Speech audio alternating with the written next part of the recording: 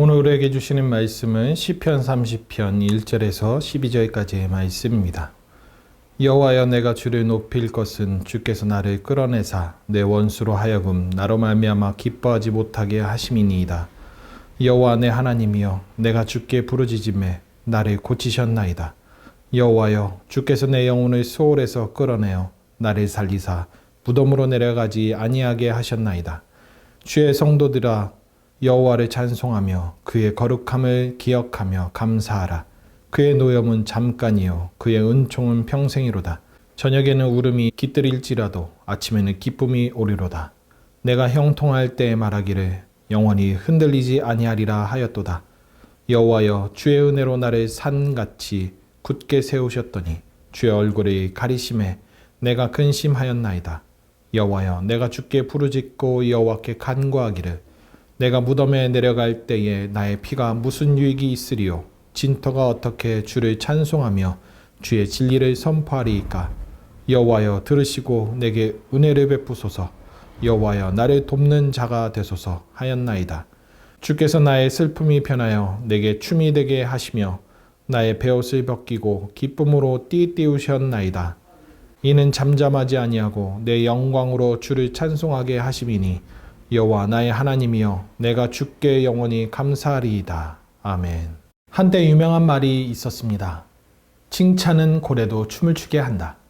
칭찬이 인색한 한국 사회에 경종을 울리며 긍정적으로 엄청난 반향을 일으킨 책입니다.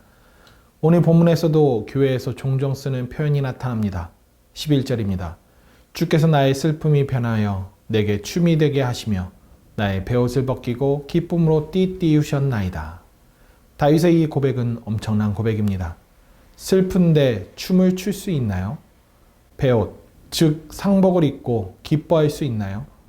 제 정신으로는 결코 해낼 수 없는 일들입니다. 미치지 않고서는 정상적으로는 절대로 해낼 수 없는 행동입니다. 그런데 하나님은 가능하십니다. 하나님이 일하시면 이 정신 빠진 행동들이 정상처럼 여겨집니다. 지난 주간에 목장 모임을 했습니다. 그런데 한 분이 제게 이러더라고요. 목사님, 힘든데 기도가 나오나요? 정말 죽을 만큼 힘드니 기도가 안 나와요. 맞습니다. 우리의 사고로는 너무 힘들어 그 고통의 괴로움이 우리를 짓눌러버려 상식적이고 정상적인 생각과 일상으로 제대로 해내지 못하게 만드는 것입니다. 우리의 생각으로는 너무 힘들고 그 고통의 괴로움이 우리를 짓누르는 그 강도가 너무 강해서 상식적이고 정상적인 생각과 일상으로 제대로 해내지 못하게 만듭니다. 그러니 수시로 기도하던 사람이 하나님께 기도하는 것이 일반적인 신앙이니 이루 말할 수 없을 만큼 힘드니 그렇게 되는 것이죠. 젊은이들이 하는 말로 멘붕입니다. 멘탈이 붕괴된 상황 말입니다. 그런데 그분이 제게 덧이어 말씀하십니다. 그런데 지금은 행복해요. 지금 이 정도로도 회복되었어요. 1분만 하신다는 분이 20분 넘게 간증을 하시는데 목원들 모두가 눈시울을 붉히며 울며 뭉클해하는 시간을 가졌습니다. 왜냐고요? 바로 11절 말씀 때문에 그렇죠. 주께서 우리의 슬픔이 변하여 춤이 되게 하셨기 때문입니다. 우리 하나님은 이런 분이십니다. 지금 이 순간이 너무 힘들어 흔들려 주저앉고 싶고 울음이 깃들여 근심하고 싶은 그 순간에 우리 하나님은 역사하셔서 우리를 일으켜 주시는 분이십니다. 그래서 다윗은 고백하지요. 12절입니다. 세번역 성경으로 읽어드리겠습니다. 내 영혼이 잠잠할 수 없어서 주님을 찬양하렵니다. 주 나의 하나님, 내가 영원토록 주님께 감사를 드리렵니다. 다윗은 하나님 때문에, 하나님께서 하신 일 때문에 결코 가만히 있을 수 없다고 고백합니다. 그래서 주를 찬양하고 영원토록 감사하다고 고백하고 있습니다. 그렇지요. 저와 여러분들에게 내보이신 하나님의 일을 떠올리면 우린 가만히 있을 수 없습니다. 우리 하나님께서 우리를 위해 무슨 일을 하셨는데요. 이 만물을 창조하시고 수많은 생물을 만드셔서 인간이 누릴 수 있도록 조성하셨고 심지어 죄인을 위해 구원을 이루시며 죄값을 우리가 지지 않고 우리 주 예수 그리스도께서 대신 지심으로 말미암아 우린 속량되었음을 우리는 모두 기억하고 있습니다. 우리 주님으로 말미암아 우리 하나님의 자녀가 되는 권세를 누리고 천국에서 하나님과 영원토록 그 영예로운 순간을 만끽하며 살 수 있도록 예비하셨습니다. 또한 우리 인생 세세한 부분까지 하나님은 어루만지시고 인도하시고 보듬어 주시며 막아주시고 해결해 주시고 기적을 내보여 주십니다. 이런 분이 바로 우리의 하나님이시니 우리가 어찌 잠잠할 수 있을까요? 우리가 어찌 하나님을 찬양하지 않을 수 있을까요? 우린 천국에서도 하나님으로 인해 감사와 찬송을 영원토록 올리며 살아갈 것입니다. 그러나 다윗은 4절에서 주의 백성들에게 힘주어 권면을 합니다. 주의 성도들아 여호와를 찬송하며 그의 거룩함을 기억하며 감사하라.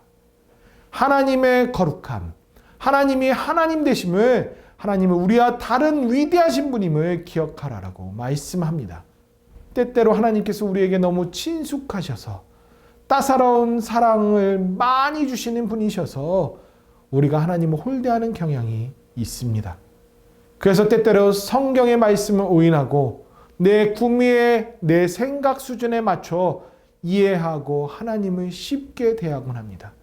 그러나 우리가 망각해서는 안 되는 것이 바로 하나님은 거룩하신 하나님이시다라는 것입니다. 우리의 능력으로는 결코 다다를 수 없는 우리와 구별되신 분, 우리의 죄악된 본성으로는 결코 하나님께 나아갈 수 없는 거룩하신 분 말입니다. 그의 거룩하심을 기억하라 라는 이 말은 하나님이 하나님 되심을 인정하라는 의미와도 같습니다. 우리가 하나님을 경외하고 존중하면 하나님은 우리에게 상상할 수도 없는 자비와 은혜를 베풀어 주시는 분이십니다. 우리의 필요를 다 아시고 우리의 필요보다 더 넉넉하게 채워주시는 분이십니다. 다윗은 그걸 알았습니다.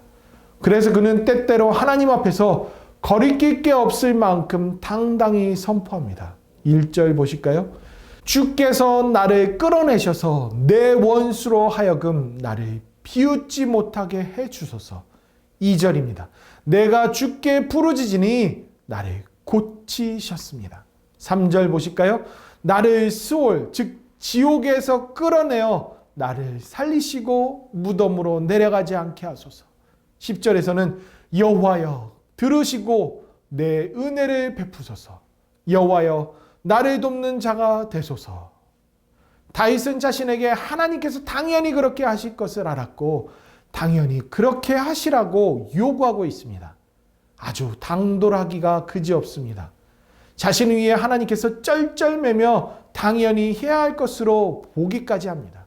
하지만 다윗이 이런 요구와 고백을 당당히 할 수 있었던 것은 하나님께서 그와 함께 하셨던 그 경험 때문이었습니다. 하나님께서 다윗에게 펼쳐 보이셨던 그 추억들이 모두 그래 오셨기 때문이죠. 5절입니다. 그의 노염은 잠깐이지만 그의 은총은 평생이로다. 저녁에는 울음이 깃들지만 아침에는 기쁨이 오리로다. 아멘. 다윗은 하나님을 신뢰했습니다. 잠깐 진노가 임하고 잠깐만 힘들고 슬프다는 것을 말입니다. 종국에는 하나님의 은총으로 말미암아 기쁨이 찾아올 것을 그는 깨달았던 것입니다. 여러분, 우리의 고난은 잠깐입니다. 그럼에도 하나님의 은총은 평생이라고 말씀합니다.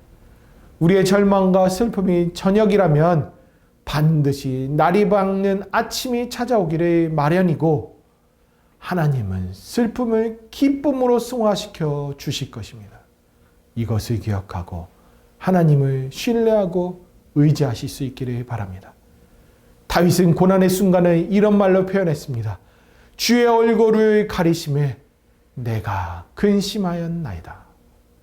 자녀를 키운 부모라면 이 표현을 쉽게 이해할 수 있을 것입니다. 부모가 잠깐 한눈판 사이에 아이들이 넘어지고 다치는 일들이 발생하지요. 그러나 아이가 넘어진 그 모습을 발견한 부모는 얼른 뛰어가 일으키고 다친 곳 없는지 살피고 안아주고 위로해 줍니다. 아이에겐 넘어진 그 순간이 근심이었지만 끝끝내 금방 찾아와 도와주시는 부모님이 계심을 체험합니다. 여러분, 지금 이 순간이 너무 힘들어 주저앉고 싶으신가요? 여러분을 돕는 하나님이 계십니다. 지금 너무 슬퍼 마음 추스릴 힘조차도 없으신가요? 하나님께서 여러분의 신음하는 소리까지 듣고 은혜를 베푸실 것입니다. 여러분의 슬픔이 변하여 춤이 되게 하실 것입니다. 여러분, 저와 여러분들의 일상 속에서 역사하신 하나님을 기대하며 오늘 하루도 맞이하실 수 있기를 바랍니다.